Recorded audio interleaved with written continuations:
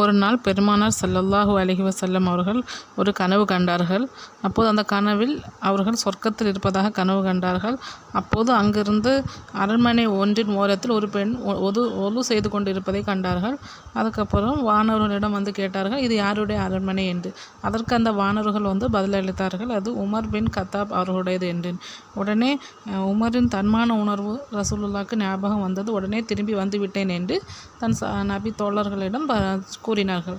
இதை கேட்டுக்கொண்டிருந்த உமர் ரலியல்லாஹு அன்ஹு அவர்கள் மிகவும் அழுதார்கள். அழுதுட்டு, அல்லாஹுவின் தூதரே, உங்களிடமா நான் என்னுடைய தன்மான உணர்வை காட்டுவேன் என்று கேட்டார்கள். இந்த ஹதீஸ் புகாரி தொகுப்பில் 3242 இதில் வந்திருக்கு. இந்த ஹதீஸ் என்னுடைய இந்த சேனலில் நிறைய பயனுள்ள துவாக்கள் போட்டிருக்கேன். நிறைய தனியாட்டு பிளேலிஸ்ட்லேயும் போட்டிருக்கேன். அதை பாருங்கள். பயன்மிக்க துவாக்களை ஓதி வந்தால் இன்ஷா அல்லாஹ் இம்மை மறுமை செழிப்பாக அமையும்.